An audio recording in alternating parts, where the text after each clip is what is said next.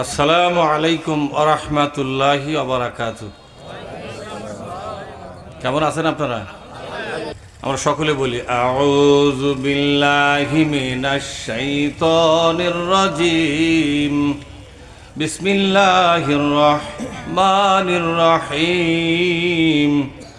وَإِذْ قَتَلْتُمْ نَفْسًا فَادَّارَأْتُمْ فِيهَا وَاللَّهُ مُخْرِجٌ مَا كُنْتُمْ تَكْتُمُونَ। আমরা আল্লাহর দরবারে শুকরিয়া আদায় করি, বলি আলহামদুলিল্লাহ। বিশ্বনবীর প্রতি ছোট্ট একটা দরুদ পড়ি, সাল্লাল্লাহু আলাইহি ওয়াসাল্লাম। সম্মানিত ভাইয়েরা, শুনতে পাচ্ছেন? আমি আপনাদের সামনে সূরা আল বাকারার ৭২ নম্বর একটা আয়াত পড়েছি। কত নম্বর? ৭২। সূরা বাকারা কোরআনের সবচেয়ে বড় সূরা, সবচাইতে বড় সূরা, প্রায় ৩ পারার মতো। কোরআনের ১০ ভাগের ১ ভাগ। এটা মাদানী সূরা, রাষ্ট্রীয় সূরা বলা হয়। কি সূরা বলা হয় জোরে বলুন? মানে বিশ্বনবী যখন রাষ্ট্রপতি হয়েছিলেন, দেশ কিভাবে চালাতে হবে, দেশে কি কি বিধান দরকার, দেশের অর্থনীতি কি হবে, দেশের শিক্ষানীতি কি হবে, যুদ্ধনীতি কি হবে, সার্বিক বিষয়ে আল্লাহর পক্ষ থেকে যে বিধান নাজিল হয়, সেই বিধানটা সূরা বাকারার মধ্যে আল্লাহ ঢেলে দিয়েছেন। কারণ আলহামদুলিল্লাহ। সুতরাং এই সূরাটি হলো সরকারি সূরা। কি সূরা জোরে বলুন? মানে একটা সরকার পরিচালনার জন্য যে বিধিবিধান দরকার, যে আইন ও কানুন দরকার, যে ব্যবস্থাপনা দরকার, তার সবটাই এই বাকারার মধ্যে আল্লাহ তাআলা দিয়েছেন। এর মধ্যে অনেক ঘটনাগুলো আল্লাহ বলেছেন শিক্ষামূলকভাবে। ঘটনা বহুল সূরা। তার মধ্যে মারাত্মক একটা ঘটনার কথা আল্লাহ উল্লেখ করেছেন। আমি যে আয়াতটা পড়েছি সেটা বনি ইসরাইলীদের ভিতরে, বনি ইসরাইল মানে বর্তমান যে ইহুদি খ্রিস্টান আছে না, ইহুদি খ্রিস্টান, এদেরকে বলা হয় বানি ইসরাইল। বানি মানে বংশধর, আর ইসরাইল মানে ইয়াকুব নবীর নাম। ইয়াকুব নবীর দুইটা নাম, ইয়াকুব আলাইহিস সালাম আর হচ্ছে কি ইসরাইল। ইসরাইল ছিল ডাক নাম। ইসরাইলের যে হিব্রু ভাষা, এর আরবি হচ্ছে আব্দুল্লাহ। আরবি কি জোরে বলুন? ইসরাইল মানে আল্লাহর বান্দা। এই ইয়াকুব নবীর যে বংশধর, ইয়াকুব নবীর ছেলে ছিল কয়টা? 12 জন। কয়জন ছিল? 12 জন ছিল ছেলে। তার মধ্যে এর মধ্যে একজন ছিল পয়গম্বর। নাম কি বলতে পারেন? ইউসুফ আলাইহিস সালাম। এনাকে হত্যা করার জন্য কুয়ার মধ্যে ফেলে দিছিল না? সেই 12 ছেলের যে বংশধর পরবর্তী সময় ইহুদি হলো, খ্রিস্টান হলো। এই যে বিশাল ইহুদি খ্রিস্টান দেখতেছেন, এরা সব একজন পয়গম্বরের বংশধর। এরা আওলাদে রসুল, আওলাদে নবী। আর আমরা যারা বসে আছি, আমরা কি? আমরাও কিন্তু আওলাদে নবী, আওলাদে রসুল। আমাদের আদি পিতার নাম কি? তাহলে আদম যদি আমাদের বাপ হয়, তাহলে আমরা আওলাদ। তাহলে আমরা কার আওলাদ হলাম? একজন নবীর আওলাদ। তাহলে আওলাদে নবী না? আওলাদে নবী। আমাদের রসুল মোহাম্মদ রসুল্লাহ বলুন সাল্লাল্লাহু আলাইহি ওয়াসাল্লাম, তিনি আমাদের রুহানি পিতা। তিনি আমাদের কি পিতা জোরে বলুন? রুহানি পিতা। রুহানি পিতা যেমন, কেন রুহানি পিতা? আল্লাহ নবীর সকল স্ত্রীকে আমরা কি বলে ডাকি? উম্মুল মুমিনিন, ঠিক না? ইমানদারদের মা। তাহলে আমাদের মা, মায়ের স্বামী কে হয়? তার স্ত্রী যদি মা হয়, তার স্বামী কে হবে? বাবা। তাহলে আল্লাহ রসুল হচ্ছে, মোহাম্মদ সাল্লাল্লাহু আলাইহি ওয়াসাল্লাম হচ্ছে রসুল। তাহলে এদিক থেকে আমরা আওলাদে রসুল। প্রথম দিক থেকে আওলাদে নবী, মাঝখানে এসে আওলাদে, মানে শেষে এসে আওলাদে রসুল। মাঝখানে একজন আমাদের জাতির পিতা আছে, নাম কি বলেন তো? আমাদের বাংলাদেশের জাতির পিতা না, গোটা দুনিয়ার মুসলমানদের জাতির পিতা। মুসলমানদের জাতির পিতা ইব্রাহিম আলাইহিস সালাম। তিনি যদি পিতা হন, তাহলে আমরা কি? সন্তান। অঙ্কটা সহজ। অঙ্কটা কি? সহজ।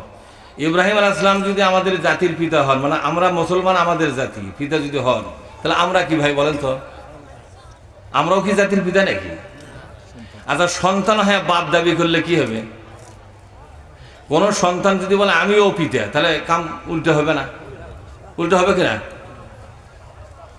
আর কিছু লোক যদি বলে যা তোকেও পিতা হিসেবে মেনে নিলাম, তাহলে দুই দলই তো খুব গুরুতর অপরাধ করলো। কথা ঠিক না? ঠিক। তো জাতির পিতা ইব্রাহিম, আমরা তার সন্তান, ওই দিক থেকেও আমরা একজন পয়গম্বরের সন্তান। কথা ঠিক না? তাহলে একদিকে আমাদের আদম আলাইহিস সালাম আমাদের পিতা, তিনি নবী, নবীর সন্তান আমরা, বনি আদম কি বলা হয় আমাদেরকে? আমরা সবাই বনি। বনি মানে হলো ইবনুন থেকে বনি, ছেলে মেয়ে, সন্তানাদি। আমরা আদম নবীর সন্তানাদি, আমরা সবাই। মাঝখানে জাতির পিতা ইব্রাহিম, তারও সন্তান আমরা। তার শেষে এসে রসুলুল্লাহ হচ্ছেন আমাদের রুহানি পিতা, তারও সন্তান আমরা। কথা ঠিক না ঠিক? তাহলে তিনজন পয়গম্বরের আমরা সন্তান। এরপরও আমরা কি আওলাদে রসুল বলবো না? আওলাদে নবী বলবো না? সুতরাং মুসলমান, প্রত্যেকটা মুসলমানদের দেহের মধ্যে নবী রসুলের রক্ত প্রবাহিত হচ্ছে। আপনারা ছোটখাটো বংশের লোক নয়, পয়গম্বরের বংশের লোক আপনারা। আপনাদের বংশের মূল হচ্ছে একজন পয়গম্বর। সুবহানাল্লাহ বলবেন না? হয়তো বর্তমানে তালুকদার, ফকির, আকন্দ, পরামানিক, মন্ডল আছে না নাই যেরকম, এগুলা হচ্ছে, এটা হচ্ছে ক্ষণস্থায়ী। কিন্তু পার্মানেন্ট, স্থায়ী পরিচয় হচ্ছে আপনি এবং আমি। আমরা সবাই নবী রসুলের বংশধর, তাদেরই সন্তান আমরা। আমাদের বাপ মাও হচ্ছে নবী রসুল। কথা ঠিক না ঠিক? যেরকম সম্মানিত ভাইয়েরা, আমি যে আয়াতটা পড়েছি, আমার নবী নবী হওয়ার আগে, অনেক আগে, এই ইহুদি বংশধর, খ্রিস্টান বংশধর, এরা ভাগ ভাগ হওয়ার আগে, যখন প্রকৃত এরা বনি ইসরাইল নাম ছিল, কি ছিল যেরকম? বানি ইসরাইল, বানু ইসরাইল বা বানি ইসরাইল, এরকমই শব্দ আসছে। এই লোকদের মধ্যে একটা ছেলে তার চাচাতো বোনকে বিবাহ করবে। অঢেল সম্পদের মালিক হলো তার চাচা। ছেলেটা চিন্তা করলো, একটাই মাত্র মেয়ে আমার চাচার, চাচাতো বোন একটাই, এক বাবা এক সন্তান, সেটা আবার মেয়ে, অঢেল সম্পদ। আমি যদি বিয়ে করতে পারি, তার বিরাট সম্পদের মালিক আমি হব। এই লোভ এবং লালসা। কিন্তু ছেলেটা ছিল আপনার লম্পট, চরিত্রহীন, নেশাগ্রস্ত। কি গ্রস্ত যেরকম? আসলে নেশাগ্রস্ত ছেলেকে কেউ পছন্দ করবে? জুতাতে পিটলেও কেউ বেটিক দিয়ে বিয়ে দিবে? হ্যাঁ, বলবে যে রিক্সা লাগবে বিয়ে দেবো, তাও নেশাগ্রস্ত দিয়ে বিয়ে দেবো। চাচা বিবাহ দিতে অস্বীকৃতি জানালো। যুবক তো মানতেছে না। যুবক বুঝতে পারলো এই চাচাই আমার বিবাহের বাধা, এটাকে সরাতে পারলেই আমার কাম হবে। রাতের বেলা চাচাকে হত্যা করে ফেললো। হত্যা করার পর নিজেই চিৎকার করতেছে, আমার চাচাকে কে মারলো? এরকম লোক বাংলাদেশে আছে না নাই? আছে না? অপরাধ করবে, অপরাধটা আরেকজনের গায়ে দিয়ে নিজের সাধু সাজার চেষ্টা করে। বাংলাদেশে প্রচুর ঘটনা আছে। ঘটনা ঘটার পরই বলে এই অপরাধটা করেছে অমুক। কে করেছে? মৌলবীরা করেছে। ঠিক না? মৌলবীরা জানি না, মৌলবীরা জানি না। এই যে নিজের অপরাধটা আরেকজনের ঘাড়ে চাপে দেওয়ার এই অভ্যাসটা লম্পটদের, চরিত্রহীনদের, নেশাগ্রস্তদের, কথা ঠিক না ঠিক, মাদকাসক্তদের, যারা নিজেরা অপরাধ করে অন্যের ঘাড়ে চাপায়া দেয়, এরা সুস্থ মস্তিষ্কের লোক হতে পারে না। এরা নেশাগ্রস্ত। ঠিক না ঠিক? যেরকম চিৎকার চেঁচামেচি শুরু হয়ে গেল, কে আমার চাচাকে হত্যা করলো, নিজেই বেশি বেশি কান্না শুরু করলো। ওই বংশের আরেকটা বংশ ছিল দুশ্মন বংশ, তাদেরকে দোষারোপ করা শুরু করলো। তাদেরকে দোষারোপ করার পর বিষয়টা জটিল আকার ধারণ করলো। রক্তক্ষয়ী সংঘর্ষ হওয়ার আশঙ্কা দেখা দিল। তখন একজন নবী বেঁচে ছিলেন, অথবা একজন রসুল বেঁচে ছিলেন, তার কাছে মোকদ্দমা দেওয়া হলো, আপনি একটু সমাধান করে দেন। সেই নবী রসুল বললেন, একটা গরু কুরবানি করা লাগবে। কি করা লাগবে? একটা গরু কুরবানি করা লাগবে। এরা বলল, নবীজি আপনি যদি আমাদের ভিতরে এই সলিউশনটা করে দিতে পারেন, ওগো নবী, আমরা আপনার প্রতি ঈমান এনে মুসলমান হয়ে যাব, আপনার দলের লোক হব, আপনার দলের কর্মী হব। আপনি যে আন্দোলন করতেছেন ওই আন্দোলনে আমরা অংশগ্রহণ করব। ঠিক আছে? নবী রাসূলদের মাধ্যমে মুজিজা প্রকাশ করান কে? মুজিজা কিন্তু নবী রাসূলরা নিজের ক্ষমতা বলে প্রকাশ করতে পারেন না, দেখাতে পারেন না। এর উপর থেকে আসে। কোন জায়গা থেকে আসে? উপর থেকে আসে। ভাইরা আমার, একবার মুসা নবীর হাতের লাঠি সাপ হলো, ফেরাউন ভয় পেয়ে গেল। এই মুসা নবী যখন ফেরাউনের দাবরানি খেয়ে দেশ ছেড়ে পালাচ্ছিল, সামনে হলো লোহিত সাগর। কি সাগর? পিছনে ফেরাউনের সেনাবাহিনী, সামনে লোহিত সাগর, মাঝখানে পড়ে গেছে মুসা আলাইহিস সালাম তারা দলের লোকেরা। হাতে কিন্তু লাঠি ছিল কি ছিল না? এটা ছেড়ে দিলেই তো সাপ হওয়ার কথা ছিল। তিনি এটাকে সাপ বানাতে পারলেন না। নবী হয়েও তার হাতের লাঠি একবার সাপ হলো, কিন্তু পরে আর সাপ হলো না। একটা বার যদি ওখানে রেখে সাপ হতো, ফেরাউন শুদ্ধ আপনার হামান কামান যারা ছিল সবাই মিলে এই সাপের পেটের মধ্যে ঢুকতো কিনা জোরে কন। কিন্তু এই সাপ আর হলো না। তাহলে বোঝা গেল লাঠির উপরে ক্ষমতা আসলে কার ছিল? আর জোরে বলুন। নবী রাসূলদের কোনো ক্ষমতা নাই আল্লাহর দেওয়া ক্ষমতা ছাড়া। কথা ঠিক না ঠিক? আল্লাহ যদি ক্ষমতা দেন, লাঠির ভিতরেও ক্ষমতা তৈরি হয়ে যায়। আর আল্লাহ যদি ক্ষমতা না দেন, নবী রাসূলের পক্ষে লাঠিকে সাপ বানানো সম্ভব হয় না। মুজিজা যদি নবীর ইচ্ছা করে ঘটাতে পারত, তাহলে ওই লোহিত সাগর ওখানে দাঁড়া বলতো, আচ্ছা আয় আয়, আমি ছেড়ে দিচ্ছি লাঠি, আয় দেখি। কথা ঠিক না ঠিক? উনি লাঠি ছেড়ে দিতেন, বিরাট অজগর সাপ হতো। ফেরাউন শুদ্ধ, সেনাবাহিনী শুদ্ধ, কার মধ্যে ঢুকতো? সাপের মধ্যে ঢুকতো, সব শেষ হয়ে যেত। কিন্তু তিনি দেখলেন এটা আর সাপ হয় না। লাঠিকে কখন সাপ বানাতে হবে, কখন কি করাতে হবে, এই কন্ট্রোলটা কার হাতে? এই নিয়ন্ত্রণ ভার এটা সরাসরি আল্লাহ নিয়ন্ত্রণ করেন, নবী রাসূলরাও এটা করেন না। ভাইরা আমার, সেই নবী তখন বললে একটা পশু জবহ করো, গরু জবহ করো। গরু জবহ করা হলো, একটা রান নেওয়া হলো। গরুর একটা কয়টা রান থাকে? 4টা রান। একটা রান নেওয়া হলো।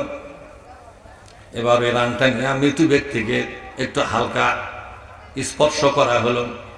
স্পর্শ করার সাথে সাথে লোকটা কথা বলে উঠল।